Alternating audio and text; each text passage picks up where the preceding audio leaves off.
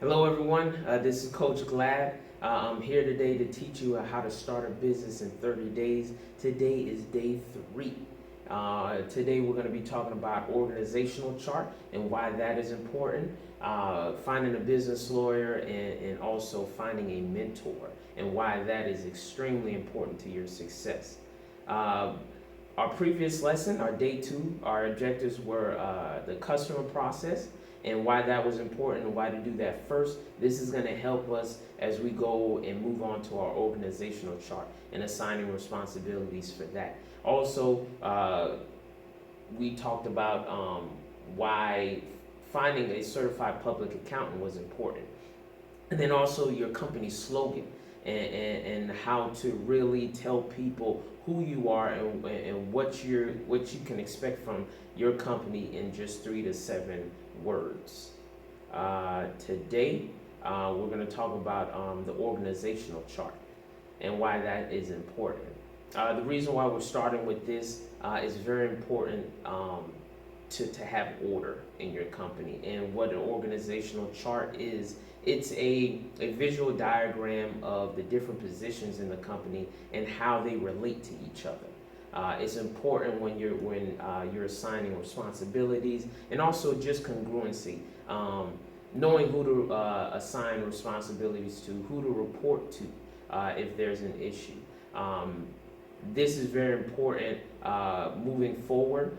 Yes, you may be the only person working, or you may have one other partner, but having the responsibilities assigned to each person and knowing what you're getting paid for is extremely important. You don't want any confusion about that.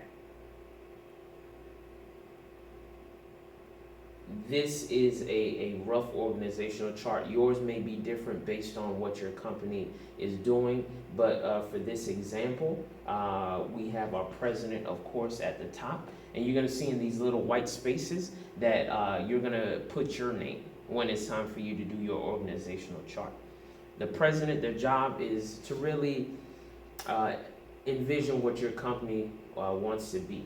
You're always focused on growth, and sharing that with everyone that you meet. That is the job of the president or the CEO of the company. Under the CEO, we have the chief operating officer or the COO. This person is in charge of keeping order with every single position on here. Their goal is to make sure that your company runs according to procedure and policy. Under the COO, you have your office administration. This could be office manager or secretary, but their job is really to answer phone calls, send out emails.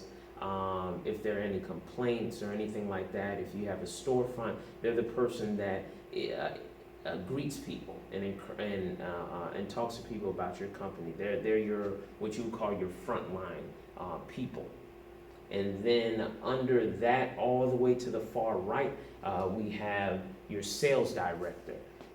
This is a very important job title. This is a very important position. This person is responsible for getting you sales, for bringing customers in.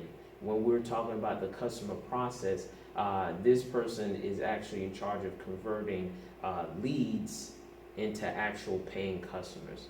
Under them, we have a new customer manager. This person is going to help the customer along. This could be a salesperson, but they're going to help them along the customer process. So at the end, you get money and they get the goods or the service. Then next to that, you have the customer retention manager. The customer retention manager is the person responsible for keeping customers. It's much cheaper to keep a customer than to go out and find new customers. So their responsibility is going to be emailing and following up, phone calls. If there's any complaints about their goods and services, their job is to help resolve all of that. Then you have your marketing director. This person is in charge of making sure that they represent your company well. Everything that you put out about your company, that's their job. That it is tied into the vision. Under them, you have your IT manager, your information technology manager. This person is going to be responsible for maintaining your website. This person is going to be responsible for maintaining your social media. You can always outsource, but you want to make sure that you have this responsibility assigned to someone. And then next to them, you have your graphic design manager. This person that's going to be designing any postcards, any brochures, any business cards, or anything that is going to represent your company. And you want to make sure that it is nice. You can always outsource that also. You don't need to know how to use Photoshop or anything like that. And in future videos, I'll show you a very inexpensive website called Fiverr.com, where you can get a lot of the graphic design stuff done. Then you have your goods and services director. This person is in charge of making sure the customer gets what they want. If you have an online store, under them you have a shipping manager, and then next to them you have a goods and services manager. This manager actually makes a product. If you're in a service business, you could be opening a restaurant.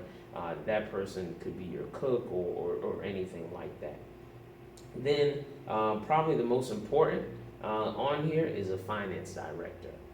You want to make sure you have someone assigned to making sure that money is coming into the business and money is going out of the business. The money that is going out of the business is called the accounts payable. This is if you're paying for insurance, if you're paying for internet service or phone service. Their job is to make sure that these get paid. There's nothing worse than having no lights. There's nothing worse than not having internet connection. Their job is to make sure all those things get paid. Next to them, you have your accounts receivable manager. This person is responsible for making sure that money's coming in. If there was a bad credit card, their job is to call the customer to make sure that you get another card on file. Their job is to make sure that all the money coming into the company is accounted for. And that is an organizational chart. In future videos, we're going to be talking about assigning and the different responsibilities. I actually got this from a great book called The E-Myth by Michael Gerber. It's the E-Myth Revisited. It talks about having organization. He gave a great example about two companies that started without an organizational chart and assigned responsibilities, and a company that did have one, and how smooth and seamless everything went. There might be some hiccups, but at least you have a system in place where people know who to go to if there's an issue. What we have next is a business lawyer or business attorney. What they do is they focus on the legal side of your business. This could be contracts, different types of business transaction, intellectual property, you name it.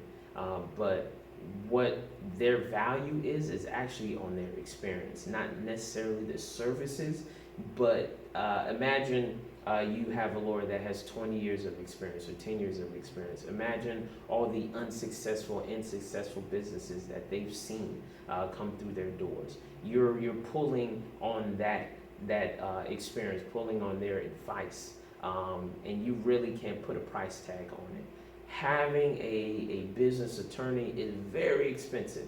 I don't advise you to use them for everything. There may be some things that you could do on your own, but always seek their advice.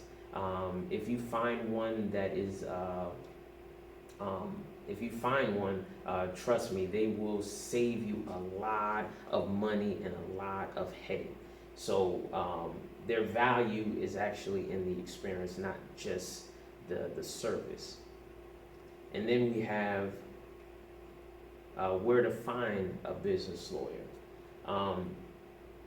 Ask someone that owns a business that you may know. You can also try your city chamber of commerce and see if they have any business attorneys that they can refer you to. Time is money, and lawyers get paid by the hour. But if you find one that is willing to give you advice, at least initially, try your best to go with that person versus someone that wants to charge you immediately for service. That's how I usually find attorneys or anything like that. Then we're going to talk about mentor and why that is important. A mentor is someone that has experience and helps someone with less experience. Really circumvent or keep you from falling prey to certain pitfalls or certain scams that may take your money. They're also someone that has been successful or is successful, and they are where you want to be in your career. Their job is to really coach you. They're not your babysitter.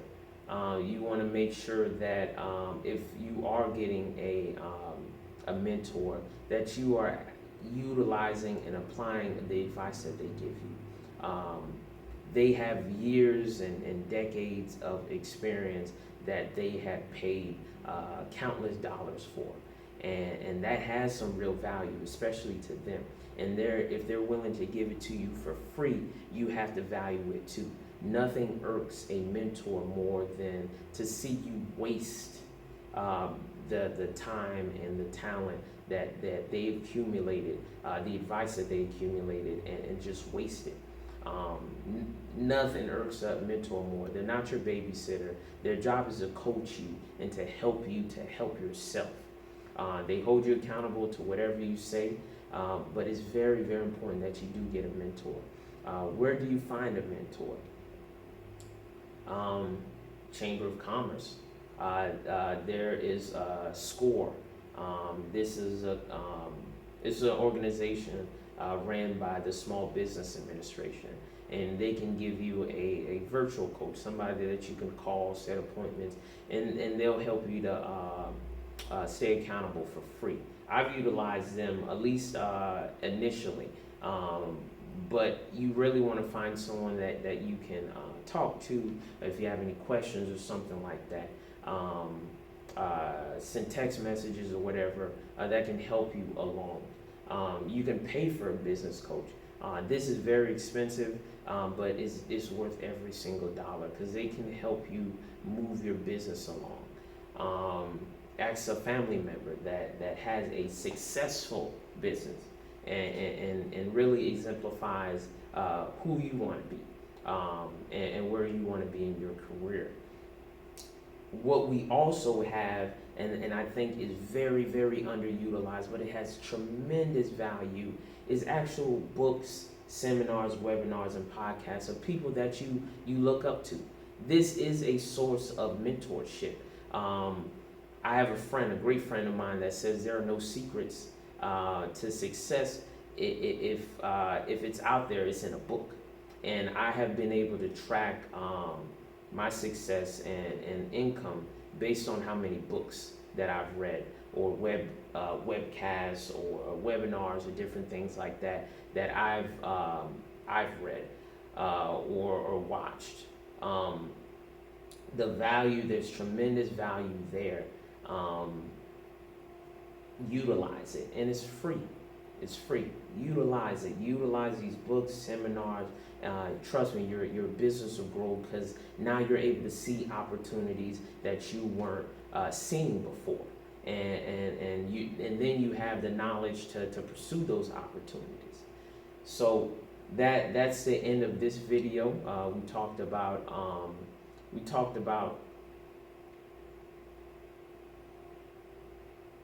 organizational chart and why that's important, finding a lawyer and finding a mentor.